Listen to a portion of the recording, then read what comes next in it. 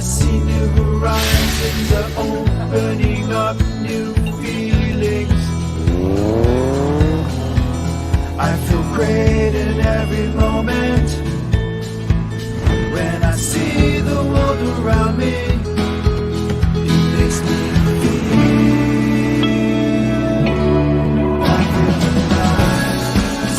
Open to the new shades.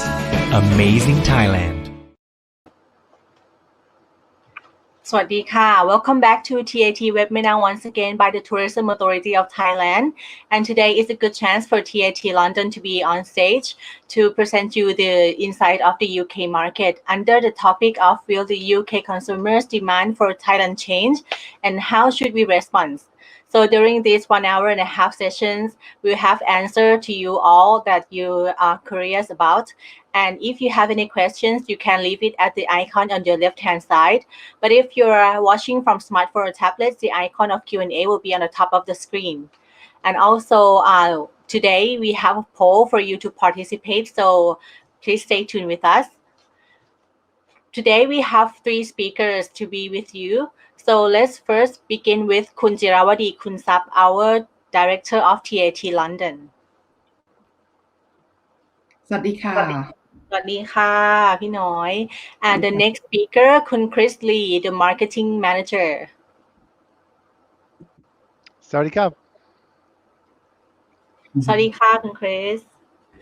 And last but not least, Kun Joanna Cook, our PR Manager. สวัสดีค่ะ สวัสดีค่ะ So how are you doing over in the UK? Yeah, we are doing well here in the UK. Last week is very nice weather here, but this week is a little bit gray. How about you, Chris, there in Kent? Yes, the same. Yes, we've had sort of nearly 8 weeks of beautiful weather, but now it's gone cloudy, so we need to find somewhere to go to which is nice and warm. I suggest Thailand. Yeah. Right? What about Yeah. Kun Joanna? Wow. You have a nice background on the back. And Kun Chris, I heard you have been exercised a lot during the lockdown period. How is it going? Yes, I'm trying to get a little fitter and a little less fatter.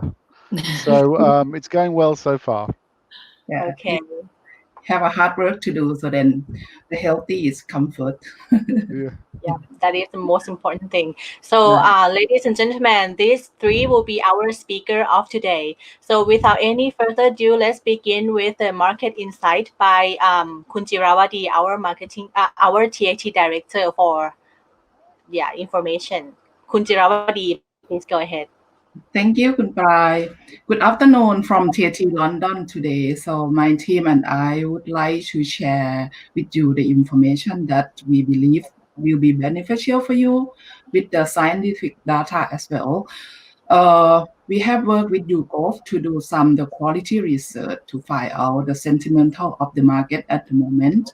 So the situation is not only uncertain, but also make customer and traveler feel very anxious. The COVID-19 has identified affected customer behavior and their changing expectation. So I would like to start from where we were and then where we are going. As you might know that before COVID coming to the country, the UK had Brexit in the country, so which is quite a big story about that.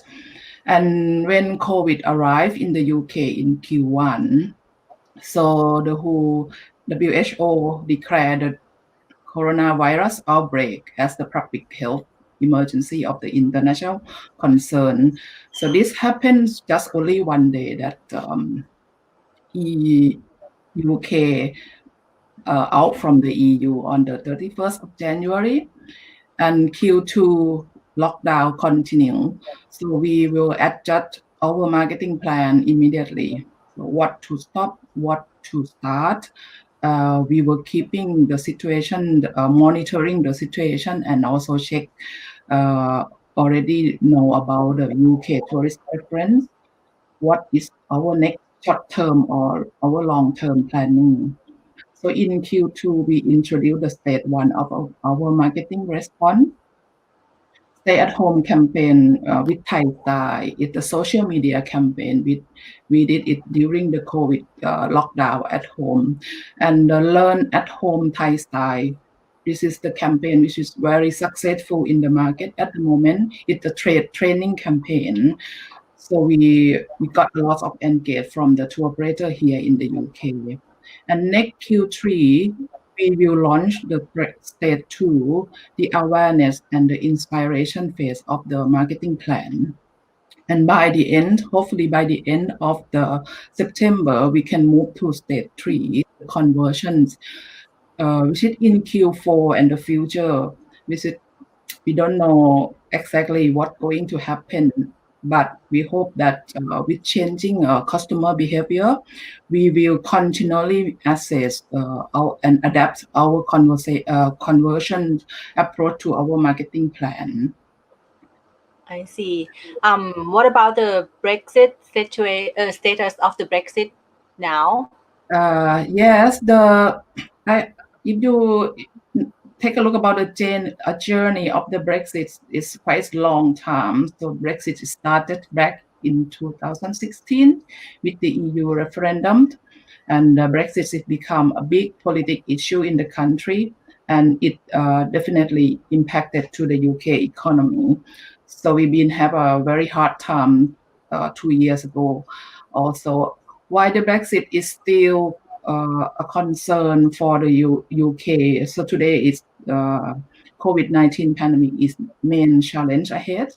So Brexit is still in process at the moment, but now the UK has less time and less capacity to complete the deal with the EU. So there is still a lot of things to talk when the time of the negotiation comes. So the clock is ticking, and all the deals must be closed by December this year. So at the moment, we don't know the result in the agreement that EU or the deal that UK between UK and EU. And I would like to bring back a little bit, if you can see from the graph, it shows the number of the tourists visiting Thailand during 2013 to 2019. So we have faced tough year during 2017 to 2019 before COVID come. But the number, if you see that the number is down on 2019, but they start to increasing 2018 and 2019. In Europe, Europe, the UK market is ranked number 2 in terms of number of tourists and also the revenue. But if you look back long term, the UK market is the average growth and in terms of number and revenue is number 1. So it means that because before the pandemic, this UK market has the potential to grow. I would like to show you a little bit of the profile UK market based on 2019. Gen Y or Millennium is the most driven group in the market. Male and female travelers percentage is pretty close with 56 and 44. 65% of the tourists are middle income. 70% of tourists is a revisit to Thailand, and only 20% is the visit first time. Only 8% travel to Thailand by group tour. 92% travel by themselves. Okay, Kunoi, at this point, can you clarify more, like which part of the country do they from, and once they come to Thailand, where do they want to go, and also what activities that they like to do in Thailand? Yeah, definitely. Thank you, Kun Prai. The slide this show that the top 10 regions where the tourists come from. The number 1 is definitely London. Then Cambridgeshire, which has growth last year more than 100%, and Hampshire and Kent, where the luxury people living in, like Chris Lee, also the rising star. Even the Wales, West Midland, and Surrey number although in decline, but they are still in top 10 cities. And the popular destination for the British when they visit Thailand, Bangkok is more popular city for the British. The most popular beaches destination like Phuket, Samui, Suratthani, Chonburi, Krabi, Phang Nga, Trat. Summit is also coming, it's rising star as well. So from the north of Thailand, Chiang Mai, Mae Hong Son, and the coming star is Chiang Rai. So the activity that they are doing when they were in Thailand, sorry, the food is number one, followed by beaches, nightlife, culture, historical, local tourism, snorkeling, ecotourism, adventure tour, and also scuba diving. But the behavior after the post pandemic or the post COVID-19, so many things is changing for the tourists. The preference is changing. Probably the nightlife should be changing. Is something that's more exclusive. At the first stage after the post COVID-19, and Okay. yeah. Okay, go ahead, Kunoi. Yeah, and then if you take a look about the figure in the beginning of the year, actually, my team and I, we a little bit happy in January, but very short happy time. After that, when the COVID arrived, so then you can see that the decline in February and dramatically decline in March when the COVID spread over in Europe. UK announced the lockdown from 23rd of March and launched the slogan "Stay at home, protect NHS, save life." So all borders and the airport was still open at that time. New restrictions were added in April. So, for example, that everyone have to work from home, allowed to go out only to buy food and the medicines. You can or exercise only one time in a day, and also most public transportation was suspended, reducing very significantly. Social distance was implemented very seriously here in UK. And as you might know that the both infection and the death rate is very high. I think UK is number one in Europe at the moment. So the confirmed case to 280,000 already. And sadly that the more than 38,000 confirmed deaths. As of today, the lockdown is easing and non-essential shop or the shopping mall will be open from 15th of June. Some sport competition is already start from 1st of June. The Premier League football resume on 17th June. And primary school will open on 16th of June. And they have on the 22nd of May, the Prime Minister just announced a new measure for the international arrivals have to be self-quarantined for 14 days, will start from 8th of June, which is very big controversial in the country at the moment because it's before the tourism industry, especially, they expect that people can traveling in this summer times. Many airlines already plan to start to fly in June, but when this measure came out, so then it broke every plan. Then now on this one is under negotiation, and then but anyway, the government is also going to review in about 3 weeks. But in the meantime, like on yesterday, in the parliament, they also have discussions about they call here in UK that average is the mutual agreement between two countries, or perhaps in Asia or between New Zealand and Australia, they already have it. They call it the travel bubble. So here in UK they call average, but we are not sure that this average is going to be can be implemented because it's a loss of worry from the public health as well. So we have to follow up what is going next. And during this tough economy, and the situation is the government is very good to have the support scheme, and then it's very highly effective in supporting the companies and also the worker impacted to this crisis. So job retention campaign, or we call it here a furlough, has started in March and will run until October this year. The government will subsidize 80% of salary to the employees, which will avoid the company to laying off their staff. The another scheme, including payment holiday. Here in UK, they call it payment holiday. It means people can stop to pay the money to the bank, like the mortgage, things like that. Or they have a cash grant to the small enterprise, loan scheme without interest. And then also postpone the VAT and tax payment. So all the workers allowed to carry over their annual leave for 2 years.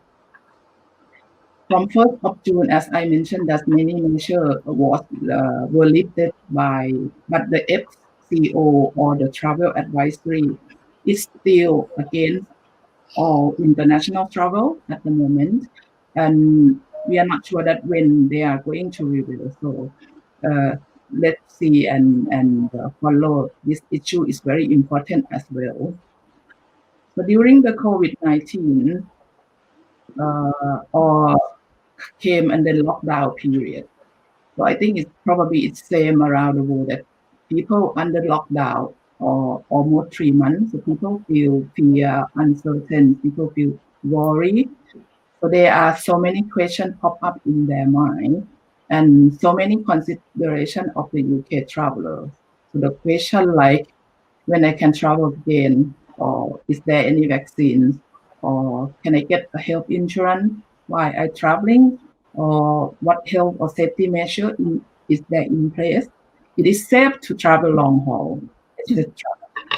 So we, TAT London, together with UCO, has produced a survey to check the sentiment of the market during this period. We wanted to identify how COVID-19 have affected UK travel plan and their perceptions. So the sample size of this research is about 4,370 people in the UK. And this data is, we believe, that will support us to drive our marketing plan based on fact of the market. So my colleague, Joanna, could you please elaborate more the detail what we found from this survey and where we were going? Of course. Thank you, Kanoi. Good afternoon, everybody. So as Kanoi mentioned, we conducted this survey with YouGov, which is an international research group, to gather some more scientific-led data to support our own understanding of the market. And today we are pleased to share the results of the first of 3 surveys that we're planning to run over the next couple of months to gauge the sentiment of the market and sort of try and really understand how and when consumers are likely to travel again.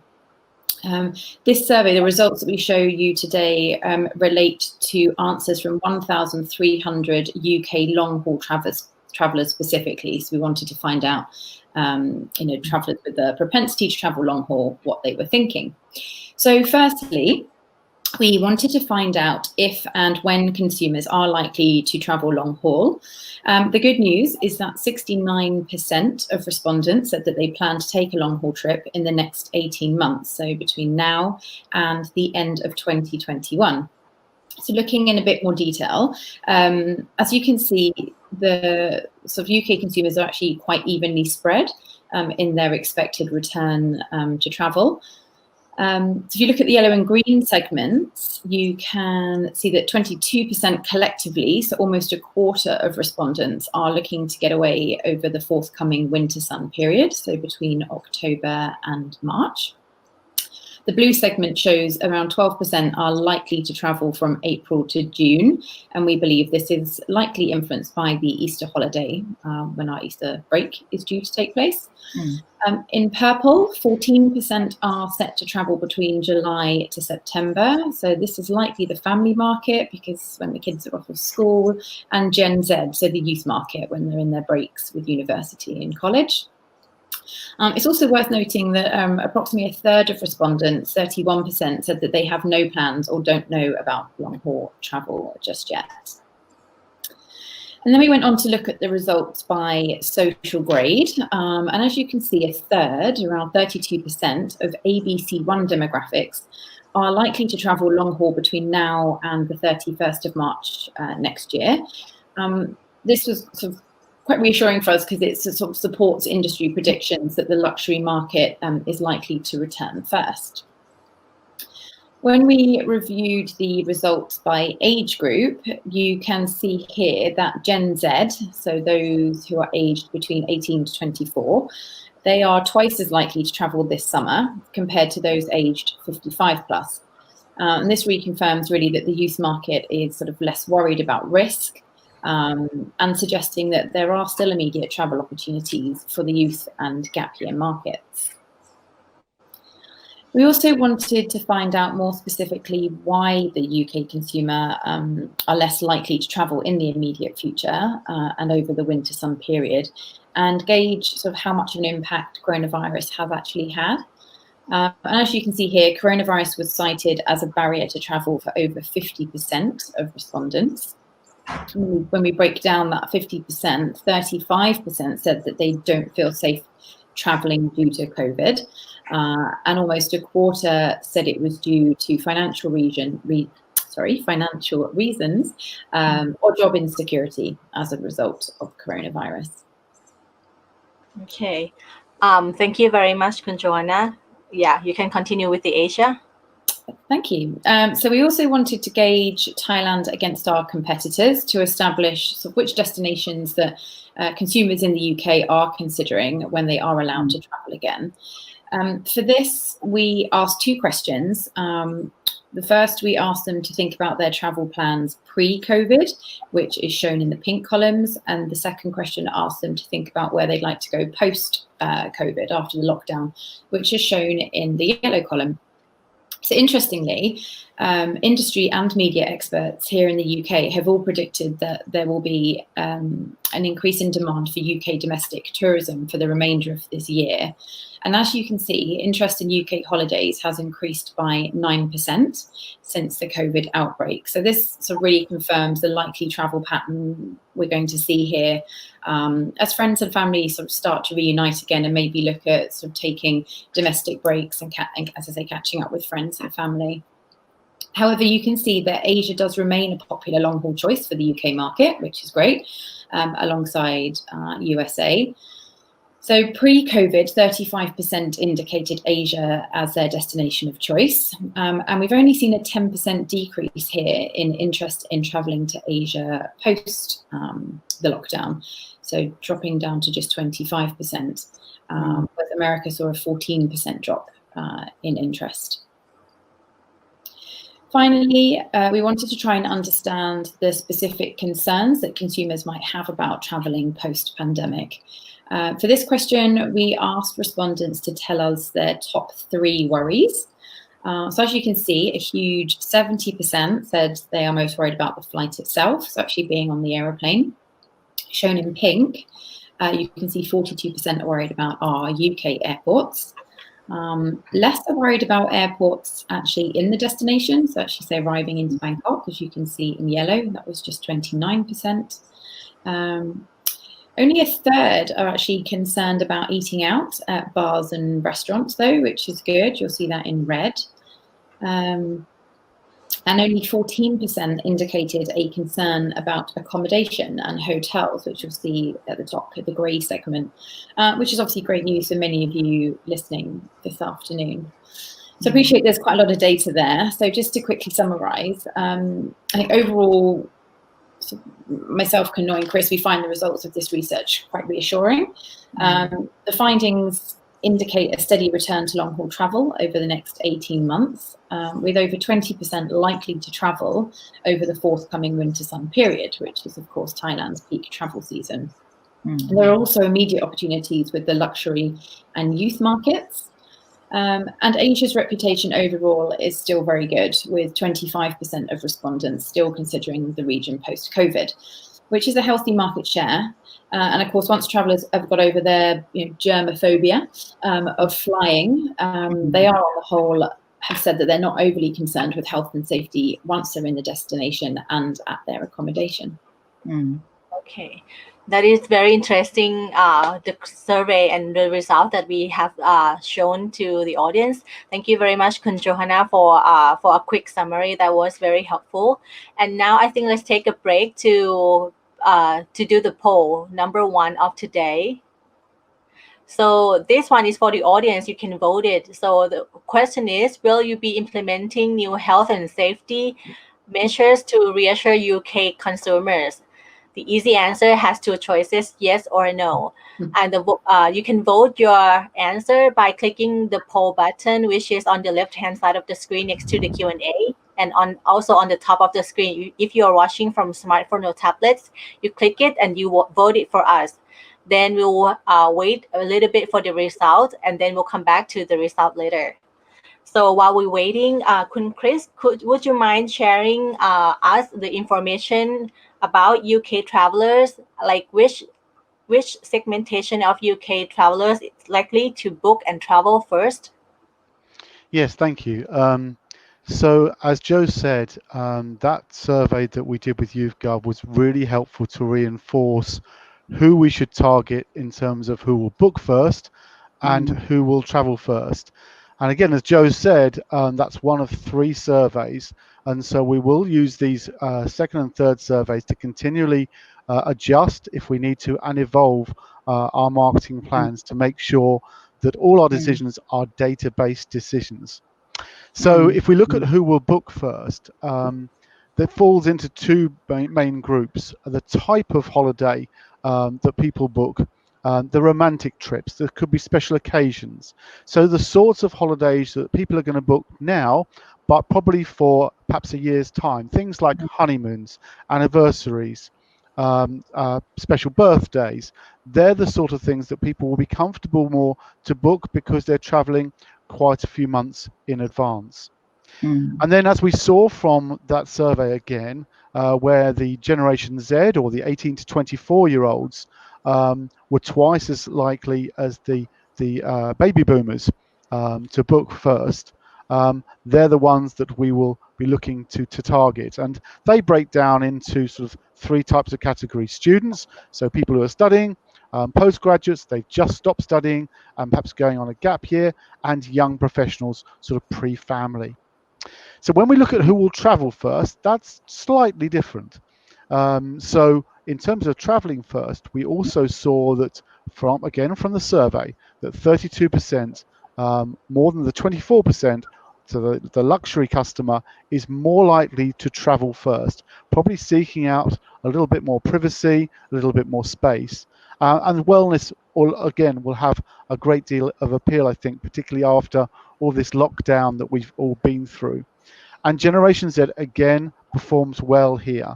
So that's, again, the sort of people that we're looking to target first to lead the way into bringing those arrivals back from the UK to Thailand. So in terms of timelines, this follows most countries worldwide in terms of how things develop. So we would see that the domestic UK travel will recover first, and that's starting around July, perhaps a little bit earlier.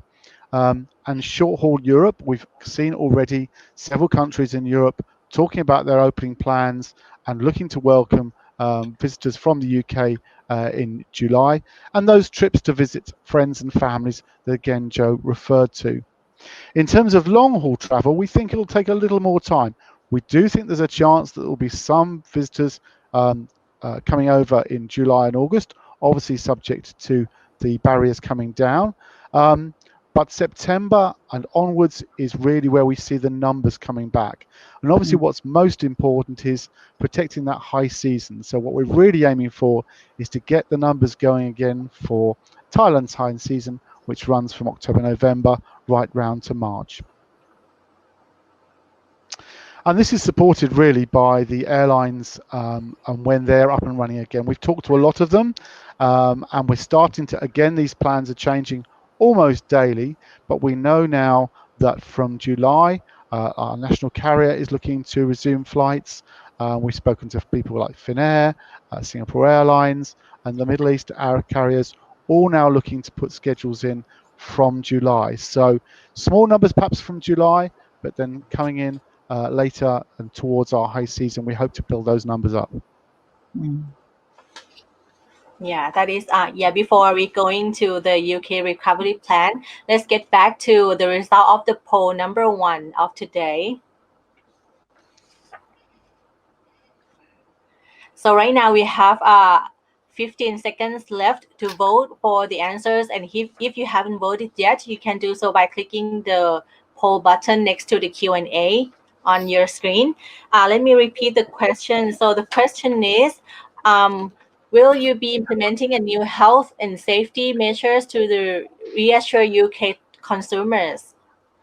So right now, I think the vote is closing, and we got the answer, which is clearly yes for 98.33%. So any of you would like to add on the result of this thing? Kunoi, what would you think about the result? Actually, not surprised about this one because I think is the health and safety is be very, very, very important concern for the people worldwide at the moment. Yes. Yeah, I think every country, not only the UK travelers, are concerned about safety and health as well, also the hygiene of the places. And like Kun Joanna mentioned that, they're concerned maybe at the airport, on the airplane, and also like the hygiene of the destination country.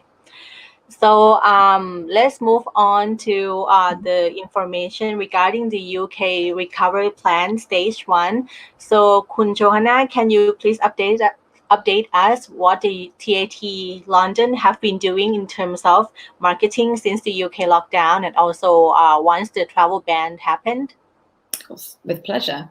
So stage 1 of our recovery plan includes a range of both B2C and B2B activities. From a consumer perspective, although our original marketing and PR plans have had to go on hold, we've adjusted our approach to ensure that Thailand does still remain front of mind, even though people can't actually travel at the moment. And with an increase in use of social media during lockdown, this was the most obvious choice of channel to reach out to both existing and potential consumers to Thailand. So firstly, back in April, we ran a very exciting campaign called Stay at Home Thai Style. This was a content-led campaign that really fitted with the armchair travel concept that's been very popular in the UK during lockdown. So that's basically providing consumers with destination experiences at home as they can't actually get to Thailand. So bringing Thailand to them on their sofas. And as you can see, this was a great success, and we reached over 360,000 consumers here in the UK. And in addition to a variety of interactive videos covering wellness and exercise, we also hosted a Thai language course and downloadable games as well to help people test their knowledge about Thailand. So we really wanted to provide something for all ages and interests, especially as a lot of people are stuck at home with their kids because they're not at school at the minute. So here's a brief look at the campaign that we ran.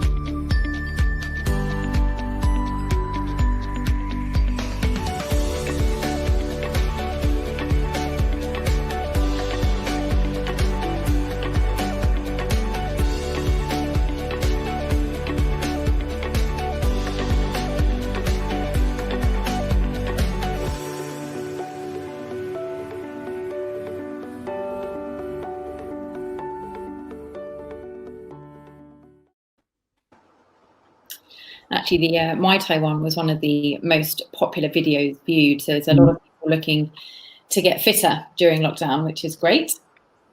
So this month, we are continuing with social media-led campaigns here in the UK, and we will be promoting the beautiful Better Together video, which was produced by TAT HQ. We will be promoting this across all of our social media channels with the aim of reaching 1 million consumers. So really, the video is a beautiful, happy, positive message about Thailand, and we really want to try and keep that front of mind as consumers are starting to consider booking and travelling again. We've shared the video, the content with tour operator partners who also love the campaign, and they're already sharing it across their social channels as well. So Chris, over to you to share what else you've been doing with the trade. Thanks. So with the trade, it's all been about training and training some more. So during this time when so many of the agents are working from home or even furloughed, then we need to ensure we take this time to make sure that they know the very much best about Thailand and really learn all that there is to ensure that when things come back, they're selling Thailand better than ever. So our Thailand Expert is our online training scheme and trade content hub. This has been going for a couple of years now and has been attracting some phenomenal growth in these last couple of months. As you can see from this slide, 373% growth in new registrations and a 285% growth in the number of people who've completed the modules. There are 8 modules to our online training scheme. And it takes about 2 hours to complete, and they get a certificate at the end. So this is a great scheme and has proved to be one of the key fundamentals of our training awareness phase. And then to go with this, my lovely colleague Betsy Barr has been launching a whole series of Learn at Home Thai-style webinars.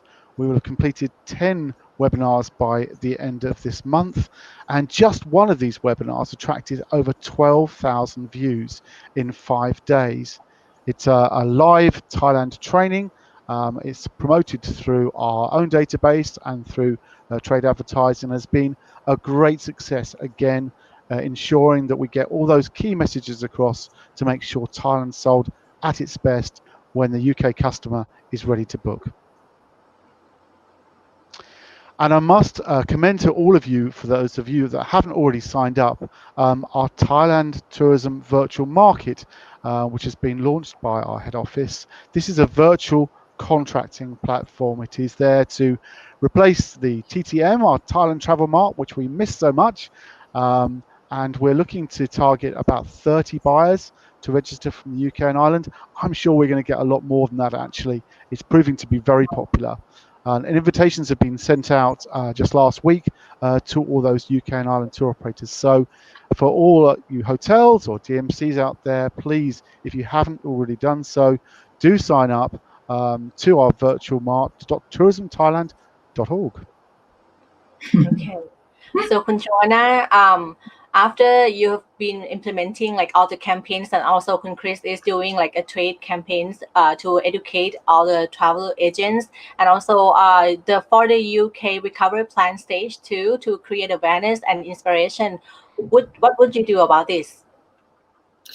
So, as you said, you've seen our sort of stage 1 of our recovery plans, how we've been reaching both consumers and the trade during lockdown. But we're actually starting to move into stage 2 now, and this is how we will continue or maintain awareness and inspiration. So before I move on to actually what we will be doing, I think it'd be helpful to start with a brief overview of the sort of current state of the media and how they're adapting their approach to promoting travel, because obviously what the media says and does have an impact on consumer purchasing behavior, and of course on us and the overall direction in which we'll be taking our marketing plans. So here on the slide, you can see the various sort of changes that have happened with UK media, but sort of really I want to just stress that overall the fundamentals of how consumers consume travel content. It hasn't changed. You know, we're still planning for 48 weeks of the year, and we're generally traveling for 4. In fact, consumers have had more time than ever to plan holidays recently, with a bit more for those who've been furloughed, who have a bit more time on their hands. Not me, unfortunately. However, you know, the media have had to adapt and how they communicate travel during the pandemic. So online is key. Obviously, no surprises there. COVID has been a very fast changing and fluid situation. So online is the best way, obviously, to update and change content and news. And there's been a huge growth in online engagement. So web traffic, social media, app downloads, e-newsletter open rates and click-throughs are higher than they've ever been before. But for now, I think the media are the biggest question, or 2 big questions. One is, how do they maintain this, and how do they make online pay? And especially where print is declining, unfortunately. And this is sadly because we've seen a loss of around 80 to 90% of travel advertising since COVID struck, which has obviously resulted in reduced print circulations. You know, newspapers, magazines highly rely on ad revenue. And sadly, we have seen the loss of some titles who haven't survived the strains that this has put on media. I mentioned armchair travel earlier and how popular this has been. Also, inspirational long reads are really popular because people have more time to sit and digest sort of longer pieces about destinations and travel ideas. And really content that's being shared and printed at the moment is really targeting readers in the planning phase, because that's kind of what we're all thinking, because we can't actually go. Also, readers are just really tired of the negative news. You know, it's become a lot. I'm sure many of you feel the same. So the travel pages have actually been really popular and successful still because it's happy, positive, exciting, you know, and really just cheers people up. So yeah, travel content definitely still popular with UK readers. But also sort of an interesting change is that the travel pages, are starting to focus a lot more on news, which of course they wouldn't have ever really done before. That's normally up the front of the newspaper. And consumer affairs in particular has been dominating the travel pages. Sort of things like PTRs, the package travel rights, the issues around travel refunds and consumer rights. That's really dominating the press quite a lot. And finally, our good old trade media. They've obviously never been so important and popular. They've also reported huge increase in traffic. And they've really been a great sort of go-to reliable source for the industry and support for travel businesses as well during what's been a very uncertain time. So that's now. But if we look towards the future of travel PR, well, I have joined many a meeting and seminars. I've become a pro at Zoom, I'm sure like many of you. And overall, editors have said to expect some quite new and distinct changes to storytelling and how they're writing about travel, which will obviously ultimately impact on how consumers start to plan trips going forward. So as proved in our YouGov research that we showed you earlier, luxury travel does look set to bounce back first, as wealthy travellers are on the whole sort of less affected by financial effects of a crisis such as COVID, but also private jets, lucky them, first class travel, like villa holidays, of course private tours, they all naturally lend themselves to social distancing whilst on holiday. Health and safety will also be an important underlying message, and obviously 98% of you have said you'll be bringing in new health and safety measures, and more than ever this is important to really communicate this, especially for airlines. As we saw, 70% of people are worried about travelling on an airline, and accommodation providers as well, just to help really reassure travellers that they'll be safe. This isn't the usual tone that we see in PR or even advertising, but it is set to be a new norm, according to media experts here in the UK. Responsible travel and over-tourism, well, we know that they've been a hot topic for some time now, but COVID-19 has really heightened the issue of this for destinations around the world, especially because destinations like Venice, for example, have reported improvements to their canals, like the clear water in the canals. Thailand even sort of reporting insights of rare wildlife. And it's amazing that destinations have seen these really positive changes to their environments. But of course, this also highlights the negative impact that over-tourism has had until now, where we've been forced into what we're calling under-tourism. Excuse me. So I think it'll be quite a complicated return to promoting environmentally sensitive regions, as you know, a lot of travellers are going to want to see this new beauty. So obviously get straight to Thailand to see this sort of rare wildlife that they've not been able to see before. But of course that won't last forever, unfortunately, because tourist numbers will start to pick up again.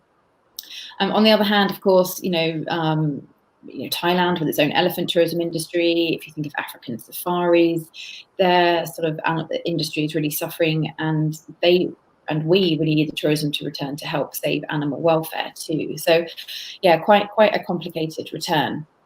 But this also sort of leads into the issue of human interest and social enterprise, and the media are actually really keen on these sort of story angles, anything that's community-led, really highlighting the character of a country and its unique selling points.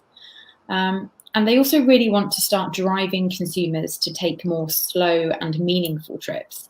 So it's expected to see a decline in short and city break type holidays, as travellers move towards sort of more in-depth, long stay trips where they're really truly exploring and experiencing a destination, rather than just trying to squeeze in as many cheap holidays in a year that they can.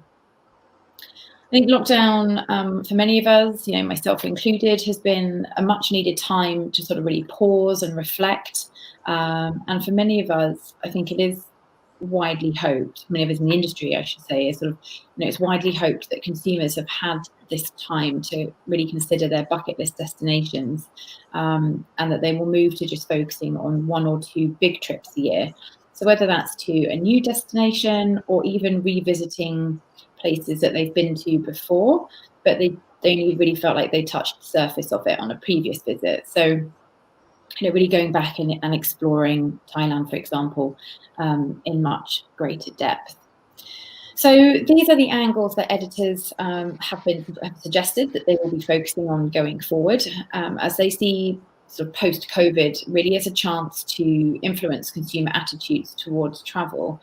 And the message is that travel shouldn't be something that we take for granted.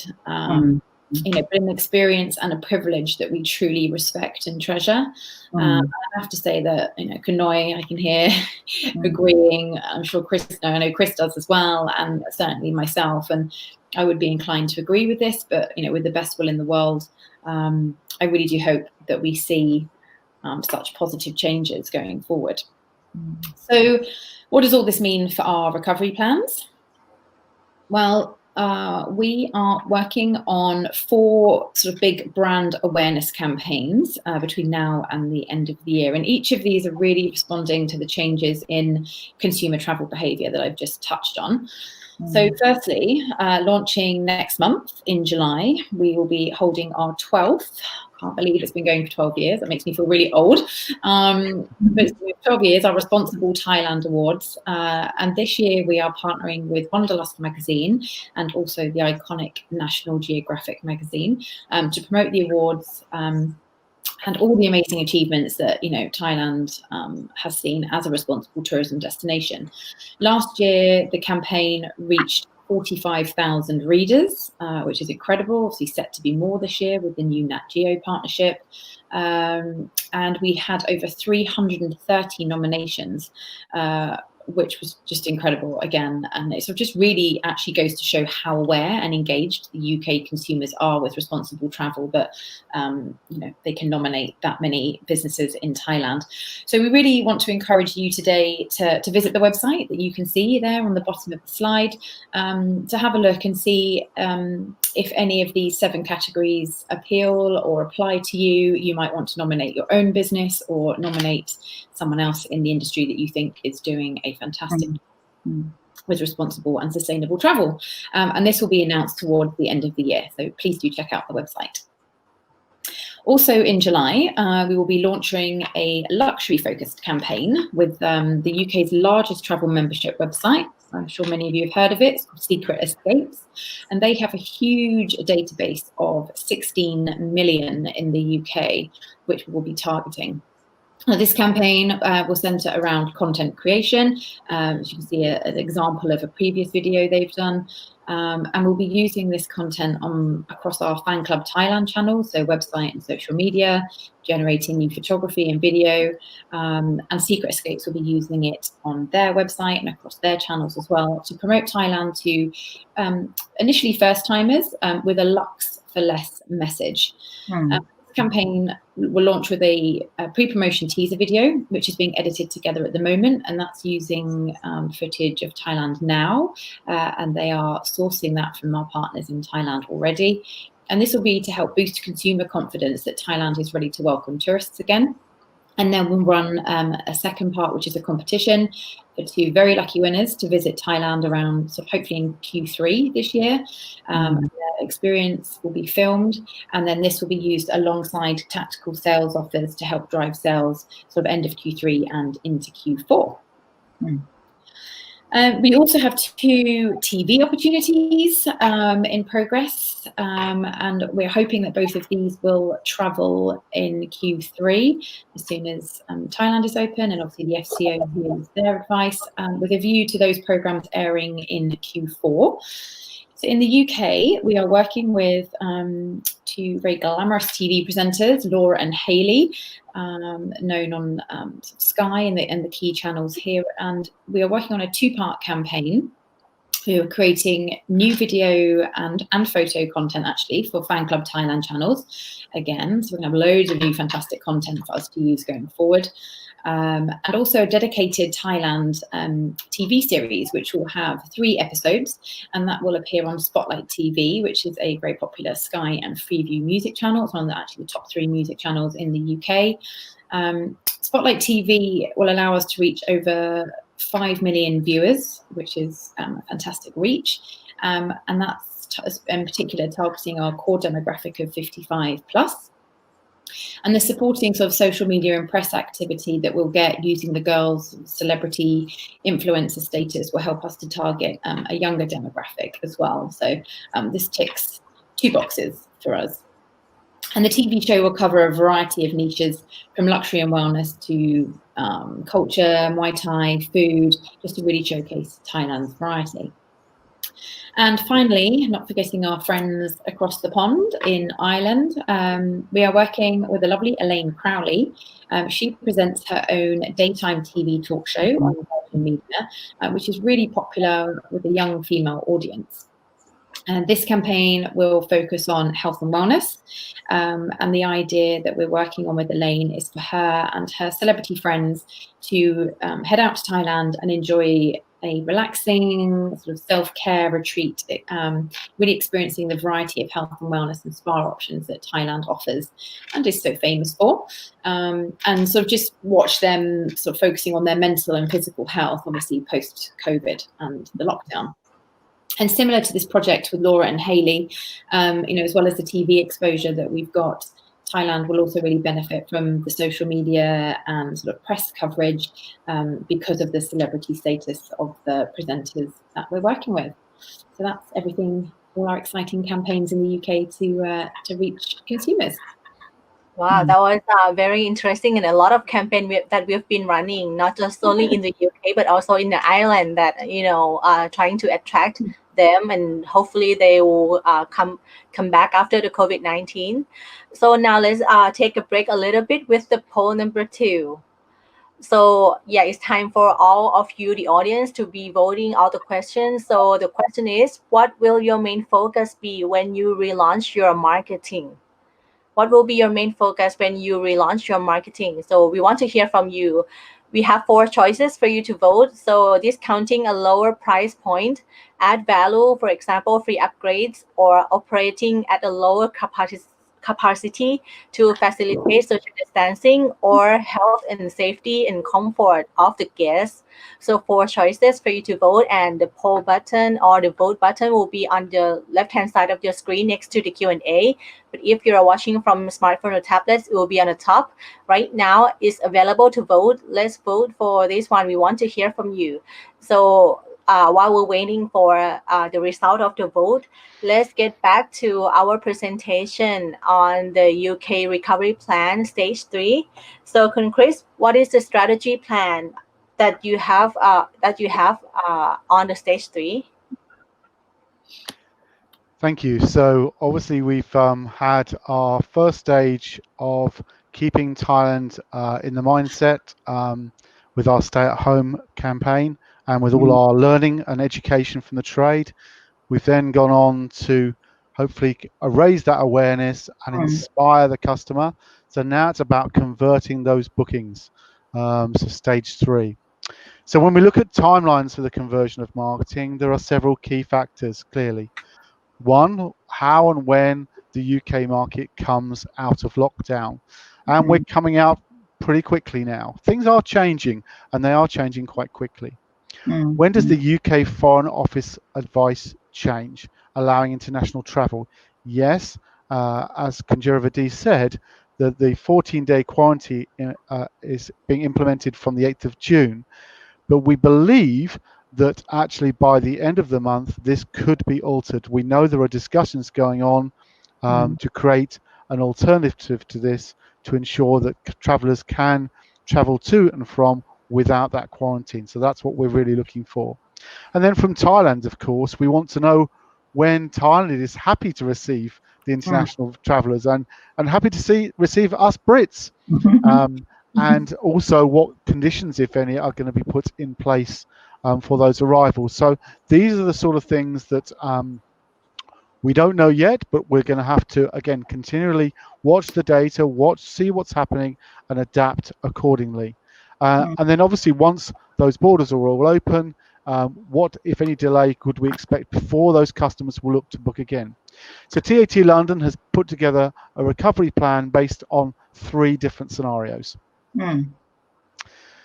So the first one basically is this first slide sort of shows the visitor arrivals in 2018 and 2019, and then our target, the target that we sort of set ourselves for what sort of visitors we're hoping to attract in that last quarter going into high season. So this would be just about 50%. It's an ambitious target, but I think it's a target that we should really strive to achieve. 50% of the visitor arrivals that had been based in 2019. And where do we base those figures? Well, one of the key factors is that we know from the airlines that by the end of this calendar year, the airlines are looking for at least 50% of their capacity to be back in the market. So moving on then to the next slide, please. Great. So what we saw from that is that the marketing will start in July, and we've put together 2-year strategic tour operator campaigns. The idea of the 2 years is to really have a longer term relationship. So yes, we have a big problem which has hit us now, but we want a relationship which takes us into the future in a very positive way. We've never had relationships this long before. So who do we choose? So the first 4 and the big 4 that we've chosen are Trailfinders, simply the largest tour operator we have from the UK by quite some way. We're starting their campaign with them. We actually started doing some work with them from April, but mainly kicking in from July. From Flight Centre, because of their very large retail network, and they also have a dedicated Thailand brochure, so have shown great commitment to the destination. Gold Medal, our largest wholesaler selling Thailand, again with a dedicated Thailand brochure. And TUI, our one and only charter operation. And supporting them, we have Quality Tourism tour operator partnerships. So these are really responding to, again, going back to that data, what are the sort of things that we think are going to respond quickest? So those romantic honeymoon-based holidays like turquoise holidays, tour operator, Kuoni, and destination. Distinctly Thai is our luxury brand that we launched a couple of years ago, and we're working with Elegant Resorts, Destinology, and Kenwood Travel to push luxury travel. On the well-being front, we're working with the specialist Healing Holidays and sports tourism, our friends at Muay Thai Holidays. And supporting all this, a range of PR activity across all those key titles, supporting all those key areas. So we believe very strongly that we have a marketing plan which is robust, it's ready to go, and it's ready to be adapted when we see any data that will change and allow us to make sure that we've got a dynamic plan in place. Okay, so some of the key highlights here is like we are preparing and be ready, and we know that who to target already for the upcoming situation. So let's get back to the result of the poll number 2. Let's see what we have here. So I think we still have time to vote, but seems like a health and safety and comfort of the guests is ranking up to the number 1. We have 5 seconds left for the voting. So if you haven't voted yet, let's vote it now. Okay, so I think that now the vote is closing, and the answer of our question, what will you be main focus when you relaunch the marketing? So health and safety and comfort of the guest seems to be the number 1 result of 74.14%, followed by added value like free upgrades, and the third place is operating a lower capacity to keep social distancing, and the last one they mentioned about the discount and lower prices. So Kun Noi, would you surprised with the result? I'm glad to see the poll came out in this way. The first priority of the health and safety is very important. That means that is in our Thai supplier all about this health and safety in their minds already. So then we are not to be worried about in this issue. And for the another glad thing that I and my team be talking a lot about we will not to push the market in the low price, because it's a lot of the destination in the market at the moment is very price competitive. But TAT London and the team we were discussion that more important that we focusing on the luxury market. But it doesn't mean that not luxury market cannot go to Thailand. It's not that, but when all the plan that we gear in that direction, and the value added is also important that make Thailand quite strong and differentiate from another destination. Yes, Kun Chris, would you like to add or something? Yeah. You said it perfectly. I mean, honestly, for us, we are passionate about the fact that our recovery cannot be based on just selling Thailand cheaper and cheaper. It's been a tough time for the hotels, we actually understand, and the DMCs, and we know that any recovery, we need to try and get that money back. So we can't just give it away.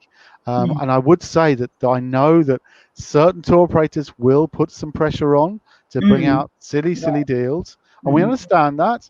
And we understand that may have a place, but realistically, this is our chance to ensure that the recovery is a sustainable one based on quality, good health and safety, and that wonderful Thai welcome. Yes. Yeah.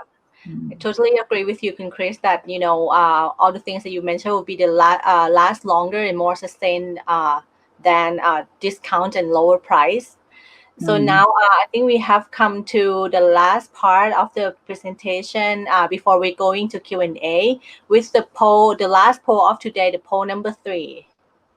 I think this is a tough question for the audience. So the question is, has this presentation made you more optimistic about the future of the UK travel to Thailand? So 3 choices for you to choose: yes, no, or the same. So again, you can press the vote button on the left side or on the top of the screen, and let's vote now. And once again, while we're waiting for waiting for the answer. So Kun Noi, would you like to say a few words before we know the result? Yes, our team, TAT London's, my team and I already show you and share with you about the situation here in the UK. And we are very definitely ready to start when the border is opened from the original and also the destination in Thailand. So, and if then they have no self quarantine, the bridge it will travel again definitely. And please be ready and to make them confident with our Thai hospitality, health and safety protocol. Bear in mind that we have 92% of the revisitor, which is this is a great number that because of the revisitor travel, I believe that they are going to be our first target group because of they know what Thailand can offer. And I would like to encourage all of the business partner in Thailand, hoteliers, DMC, spa, or related services in Thailand.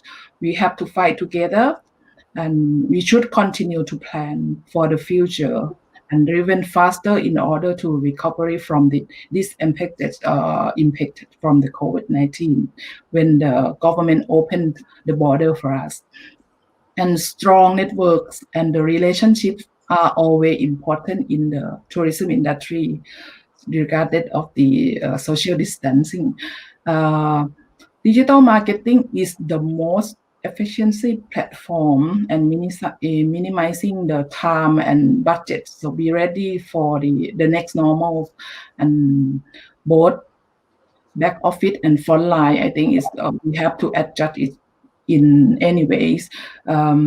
My team and I, we believe that's all the information that we share with you today, and we are the expert in the market. So if you need any support, please do not hesitate to contact us, and then wish we are good luck.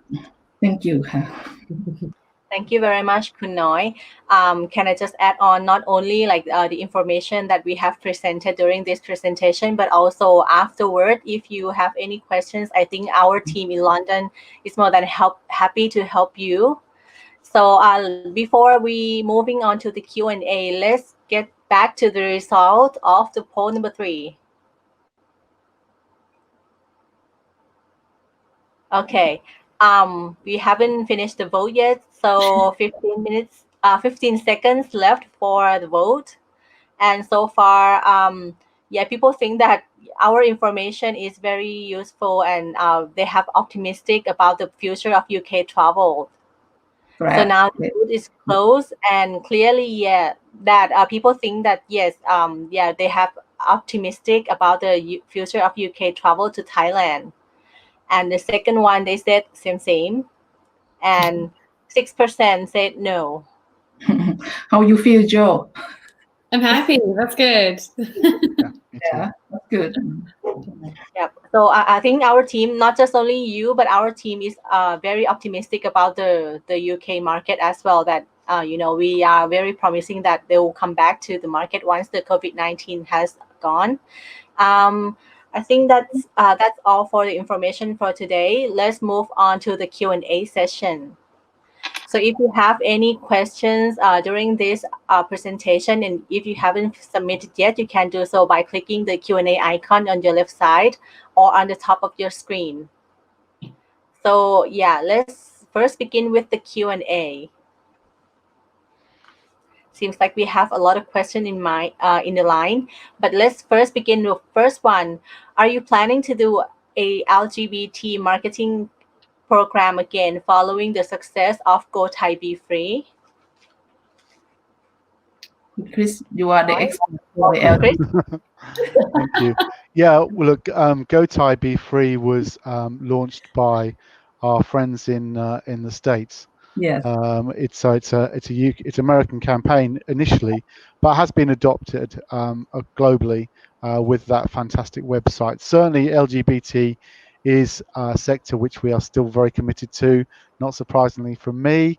And yes, this is something which we will certainly be working on as we see it still as a key sector going forward. We'll have a couple of press trips themed around LGBT travel due to depart between now and the end of the year as well. So, right. Okay, let's move on to the next question. So how different on window booking between romantic trip and luxury trip when we comparing book first and travel first? Okay, good question. So, look, the honeymoon sort of holiday tends to be booked first, but for many months in advance. So, for instance, you might book today, but you're planning for your wedding, which is the following year, and the honeymoon to follow that. So, as an example, if you were to book, you might book in July this year to travel in July next year. So, romantic will be the first to book, but not the first to travel necessarily. Whereas luxury is likely to be one of the first to book and to travel, we believe, because people are less concerned about the financial implications of COVID, for instance, and again, sort of looking for that sort of higher level of privacy and space which money can buy. So that's how I distinguish between the two. Yeah. And we know that some luxury tour operators are starting to report bookings, and it's bookings for, some are for sort of, the winter season, and yes, some are into next year, but there is certainly a demand for travel this year. Okay. I think Chris has already said clear that, luxury will travel first and book first and travel first, but romantic will be book first, travel later. Yep. So let's move on to the next question. Okay, so would luxury and high-end travelers book directly or book through tour operators? Please recommend tour operators for this market, if any. Actually, the luxury market traveler is.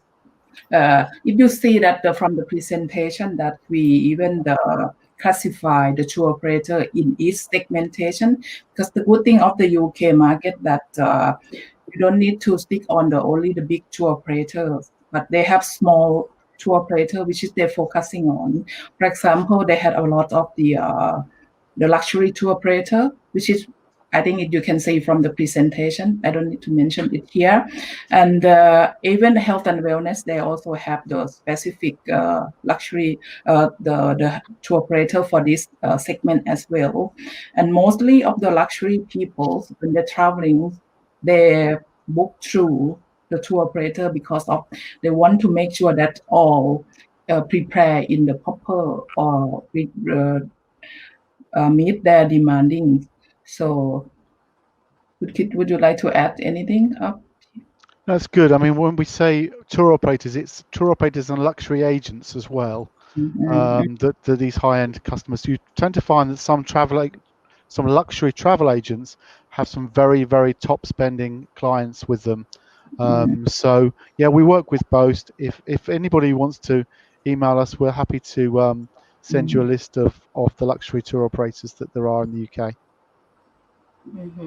It's also worth looking at Aspire, which is Travel Weekly's luxury trade magazine, and also TTG Luxury for specific luxury insights, and they also have databases of luxury tour operators. Which you might find useful.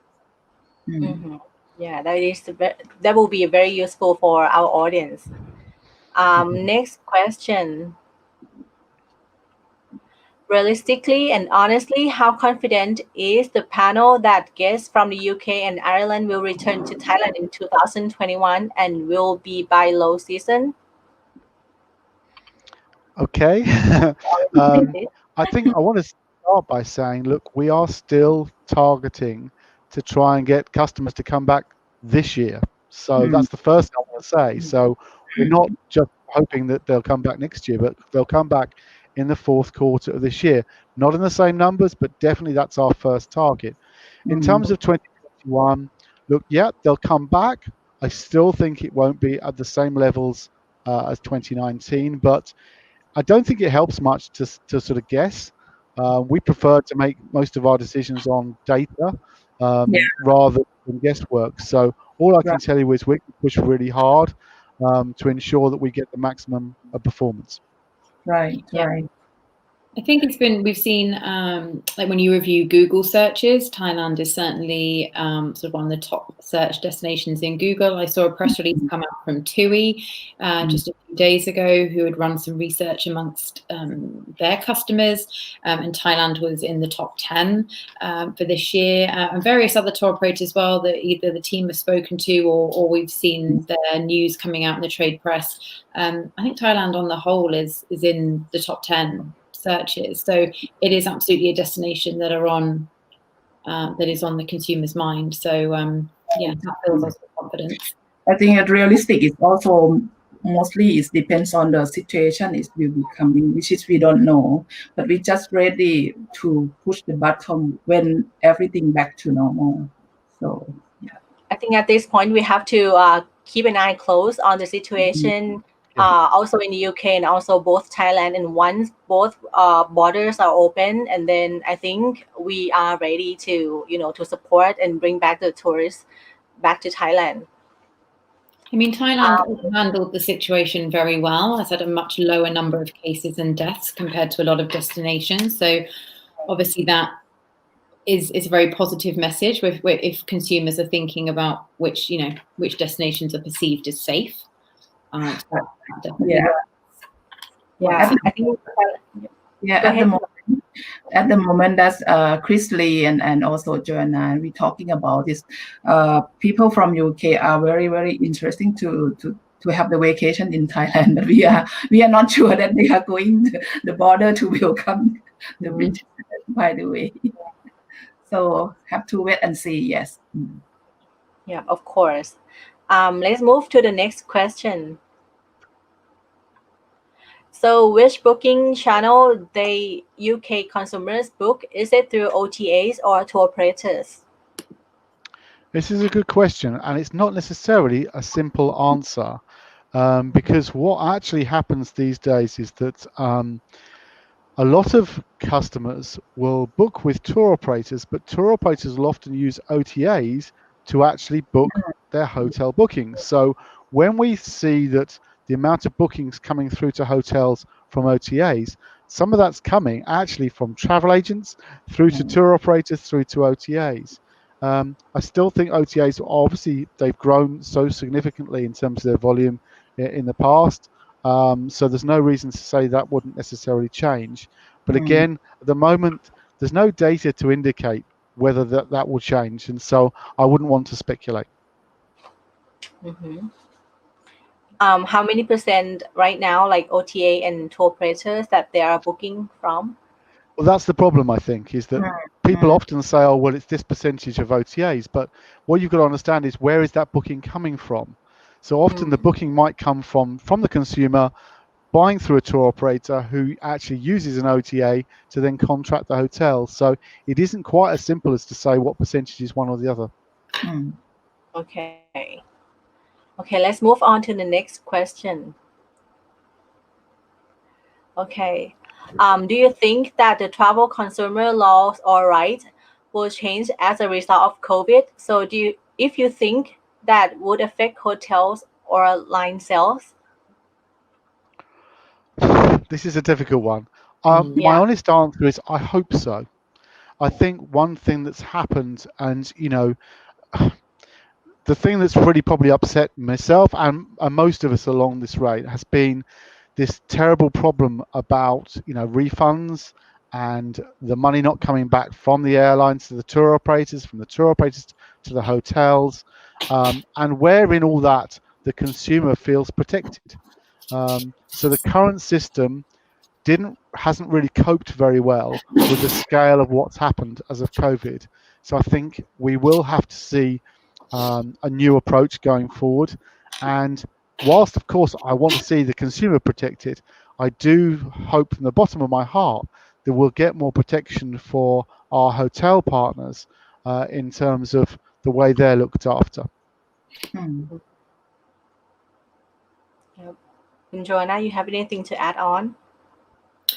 No, I think Chris has summed it up. It's an ongoing issue here that's with government. It's something that the industry on the whole is lobbying about. We were hoping to get some more concrete information this week from our Department of Transport.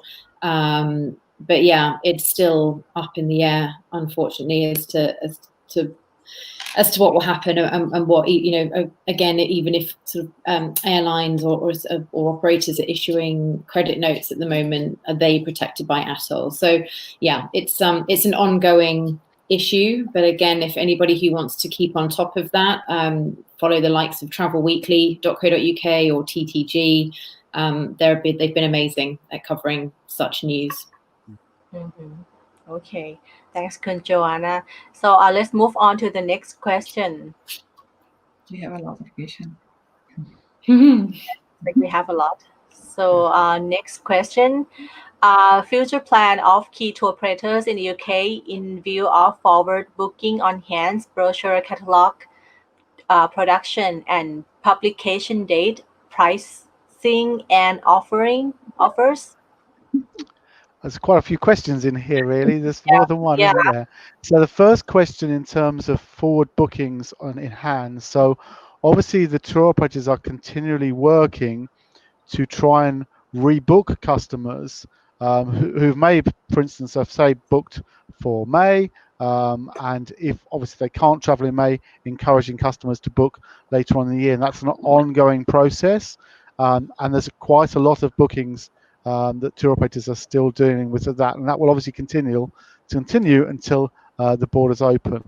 In terms of the brochure production, I think I still see that brochures will continue to be perhaps a smaller part of the overall picture, more and more going online, but the brochure still has a place, I think, particularly for the baby boomers. The older customers, I think, still like to see brochures.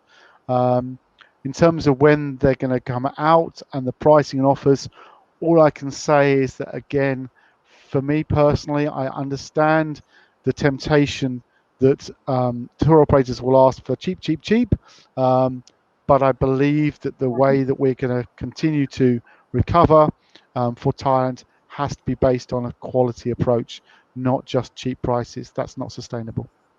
Yeah, it's true. I mean, I think consumers, you're either really concerned about your health and the risk perception, or you're not. And I think if you're really concerned about risk and your health and safety, a cheap price probably isn't going to be enough to get them over the line to travel.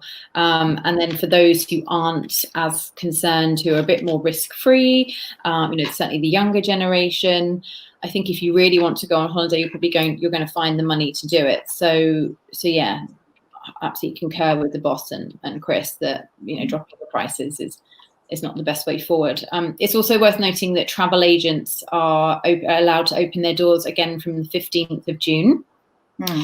So with travel agencies opening again, obviously under social distancing and such, but that could obviously see a peak in inquiries and sales, as that sort of just alludes to the travel industry being open again, I think, on the whole.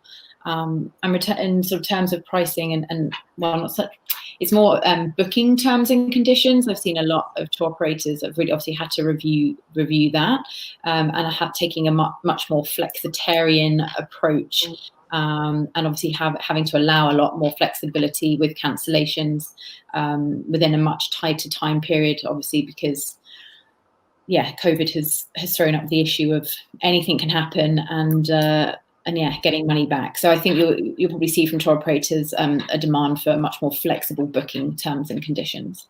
Right, and I think if we waiting a little bit, like next month, we're going to see something more clear than this time. Also, after the all of the shop of the tour operator is open, I think, and then all of the environment in the country it be better. People feel better. So it should be. We expected that the UK tourists will be return to Thailand, not in same amount, can start from quarter 4, and but at the moment, if we cannot say that is how big of the forward booking. So give us a time a little bit, and then we can back and then updating you. Yeah. Okay. Mm. Yeah. Let's move on to the next question. Do you think that the mass tourism to larger resorts will decline as luxury and slow and meaningful travel ideas strengthen? Let me repeat it. So, do you think that the mass tourism to larger resorts will decline as luxury and slow and meaningful travel ideas strengthen? Let me explain in this way. In the first stage of the post-COVID-19, as we refer back to the trend, the mass tourism is going to be people avoid to go at the crowded area. And actually, if we talk like mainstream, people traveling to Thailand, the main purpose is for leisure. But when they be there, or the segment going to be there, it probably we have to more selective. So the last resort, I think, is in a way to operate or to manage in different way, or the new normal that we're talking about. I think we can make it like more exclusive, or design it to make people don't feel like it's very crowded in that the large resort, for example. So it's also a lot of the it's not just only the go to the luxury in terms of the experience, which is you can secure or assure that all the measure in the hotel is concerned about health and safety. Yeah, I don't think it will decline. I think it will just be slower to return.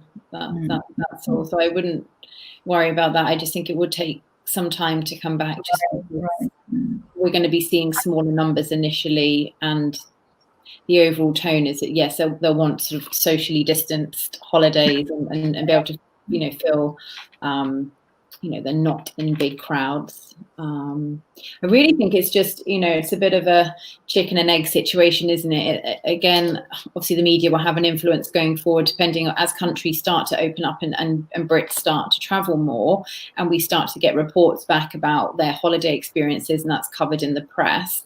Obviously that will influence people again, and hopefully obviously people are having positive experiences as they start to get back to travel. So yeah.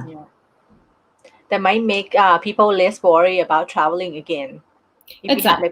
Yeah, people are influenced by their peers, aren't they? So hopefully, once your friends, your neighbours, or your work colleagues have been and come back with a first-hand experience, it wasn't that bad, or I survived, I'm not sick. It's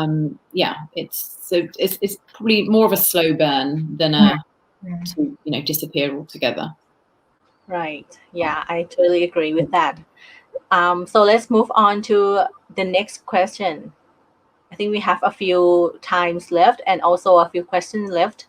So how can hotels be a part of TAT and Secret Escapes partnership? That's basically to make contact with Secret Escapes. So Secret Escapes will be putting together those partnerships with their hotel partners. So if you want to, then contact Secret Escapes. If you need to know their product manager email address, then please let me know and I can send that to you. Yeah. Because this campaign is also lead to the call to action. So I think it's a good idea, and that it definitely they have to contact the Secret Escape. Yeah, better to email our team first and then let us connect you with the Secret Escape. We're more than happy to help. Can. Your inbox is about to blow up, Chris. Be ready for the email from Chris. Oh yeah. Just email. Let's move on to the next question. We have a lot of questions. Right, we have a lot, and we have not much time left. So all right, move on. What is the UK consumer interested in when traveling to Bangkok? What are they interested in Bangkok? Bangkok is Joe favorite city. Oh yeah. Well, what would you think? I think it's largely probably shopping. Obviously, the shopping opportunities. I think something for first-time visitors. You know, the cultural aspects definitely. Obviously, the Grand Palace is so iconic and is certainly a leading, attraction that we would obviously promote and our tour operators promote as a must-see. So yeah, the cultural side, shopping. I think nightlife, obviously, just the increase in rooftop bars and cool bars and sort of the quirky stuff. There's also sort of a real trend here, as I think there is globally, with sort of going off the beaten track and to old towns, doing street art tours, and the klongs are always popular as well, I think. So yeah, I would say largely those things, and just enjoying a great city hotel and the view from hotels with views, whether that's river or right in the heart of it, and of course anything that's Instagrammable. Anything Right. that's worthy. Actually, in Bangkok, there's a lot of places that is Instagrammable. And Oh, yeah. also we have like 1 day trip where you can just only take a tour or maybe like walk in the old town. That will be interesting for the UK travelers. Yeah. A And lot food, I should say. I mean, food, like Kanoy said, is the number one reason. Yeah, The street food and markets, the Michelin star restaurants, it's across the board. People really love that variety, and the contrasting experiences that you can get in Bangkok. Right. that would be great. Making me hungry. Thinking about it. Even though it's breakfast time here. Okay, let's move on to the next question. Okay, is it likely that TUI will operate charter flight from UK again? Yes, we believe that TUI is still intending to run their charter, which would be in November, I think. So that is still the plan. We are still continually in contact with TUI. Yeah, but at the moment, that is still on plan. Okay. But do you know approximately when? I think they will go back on sale. I think probably, again, I would imagine within the next month. Okay. I mentioned earlier, TUI ran their poll, and Thailand is in the top 10 booking trends for TUI searches amongst their customers. So. Okay, so I think we have come to move on to the last question of today. Yep. Make it a good Last one. question. Yeah, let's Make it a bring it up on. This is the last one. Okay. This is the last one. Okay, so if you are looking for the connection of beach destination with participation of local experience like Krabi, Nakhon Si Thammarat, or Pathalung or Koh Samui. Yeah, this is definitely that is a very, very interesting routing, and then we already promote in the market, especially Nakhon Si Thammarat. Pathalung is coming as well. All of the secondary city, is going to be popular in terms of people want to go somewhere, which is they can have their experience and not so many crowded. So all those province that you just mentioned in the question is it's going to be a star because of the people, but the perception that people know that it's as like unknown area. So something that the perception or the sentimental of the market looking for.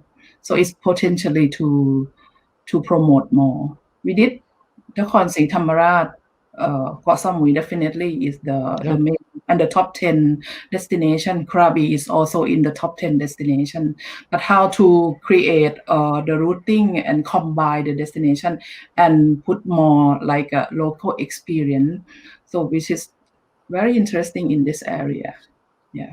Yes, it's been part of our absolute strategy. It's our hub and hook strategy Right. of Right. linking our key destinations, Right. our key big brands like the Phukets and the Koh Samuis, with emerging destinations and local experiences. And this is something we've been doing for a couple of years now.